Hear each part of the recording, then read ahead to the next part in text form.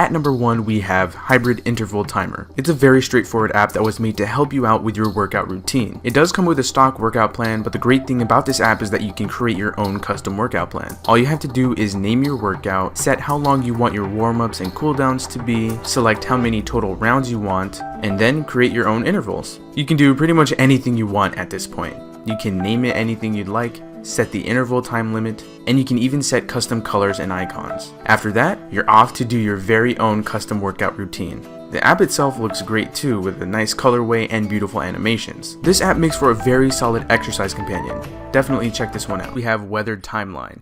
It's a straightforward weather app that's coded in material design, making it one of the best looking weather apps on the market. As you start up the app, you're greeted by the main screen containing all of your locations. Tapping on a location brings up the forecast, and as the name suggests, that location's weather timeline. Each day has its own weather outlook as well as the highs and lows for that day. Tapping on a day will bring up a more in-depth view of what you can expect, as well as an hourly forecast if you want to be more specific. The button at the upper right hand corner leads to graphs for temperature, precipitation, pressure, and wind. Weather Timeline is a very smooth and responsive application. It's also pretty customizable with things like different icon packs and themes. It's looking like Weather Timeline is going to be my main weather app from now on. Definitely check it out. Halfway down the list is Collateral. Continuing the trend of extremely simple apps, Collateral aims to make accessing your notes and lists a whole lot easier. All you have to do is create your note or checklist, save it, and boom, it'll appear in your notification center. That's it. There are some extra note options like changing the note color, adding pictures, and setting a reminder, but unfortunately those functions come at a $1.99 cost. Nonetheless, Collateral is another useful tool that I've gotten a lot of use out of. Halfway down the list we have Weather 14 Days. Yes, I know it's another weather app, but trust me, this one's a little different. Now, it is similar to Sparscast in the sense that the UI is attractive, clean, and covered in material design. But what makes this one different is the fact that the app will take you far down into the depths of weather details. At the top you have your regular current temperature, the high and low for that day, and an hour-by-hour temperature grid. Right below that there's a button that will allow you to view the full expanded forecast for that day. In this screen you'll see an hourly forecast, and tapping on an hour will show you more detailed information about the conditions that you can expect for that specific hour. But this view can get kind of boring. Toss the phone in landscape orientation and you get a more condensed view for that day. I personally like this view a lot more. At the main screen you can swipe along the top to switch between the different locations you've chosen, and swiping in from the left hand side will bring up a menu displaying even more cool stuff like maps, radars, and satellites. This app also comes with 3 really nice looking widgets for your home screen. This is one of my favorite weather apps on the market, and I'll definitely be keeping this one for a little while. Give it a shot.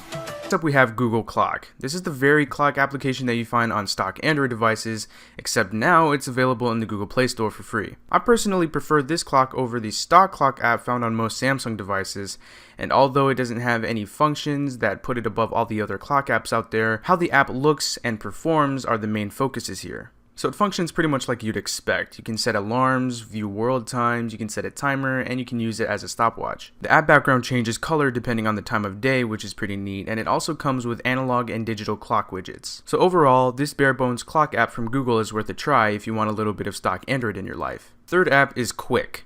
This is as simple as an app can get, but it is also very useful. Opening the app just brings up a little screen with instructions on how to activate Quick and a little settings button at the bottom. If your phone has a physical home button, a long press will activate Quick, and if your phone has on-screen buttons, swiping up from the bottom will activate Quick. So this is what it looks like when you activate Quick. At the bottom there's a blue power button which allows you to power off the device. You also have the options to message someone, call someone, and quickly search something up. Quick is a pretty handy tool and it's definitely worth a download. 7th app on the list is Lenka. To put it short and sweet, it's a camera app that shoots in black and white and in black and white only. It's great because what you see is what you're gonna get. There are a couple manual controls such as the warmth and contrast sliders. You can switch between square format and regular full frame. You can activate the flash to be used as a constant light, and you can also take pictures by pressing the volume buttons. You may not find out how useful this is until you try it out for yourself. If you're a mobile photographer, definitely give this one a look and add it to your collection of photography apps. Alright, so have you ever thought it'd be cool to have those pretty sweet activation gestures found on Motorola phones on your non-Motorola phone?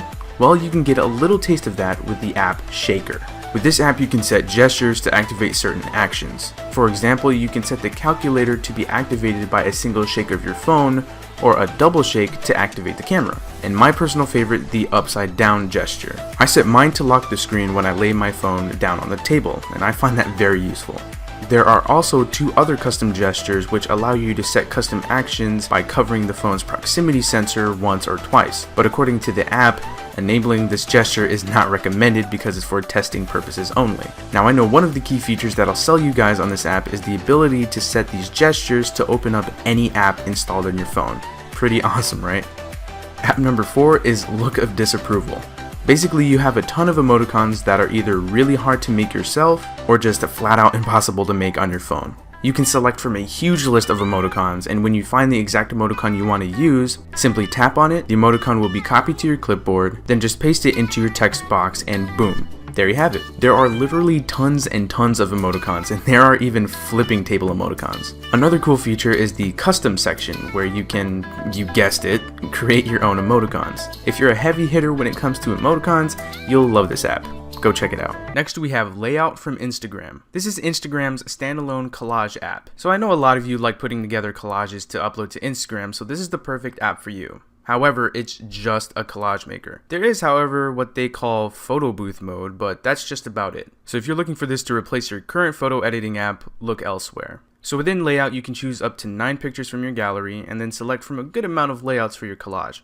The great thing about this app is that it's very responsive and buttery smooth, unlike a lot of other collage makers out there, allowing for much more precise picture placement. So there aren't a whole bunch of cool settings or anything like that. It's very straightforward. It's a nice app and all, it just makes me wonder why the Instagram developers won't make this part of the Instagram app itself. Oh well, this is one of the best collage apps I've used so far, so go ahead and give it a shot.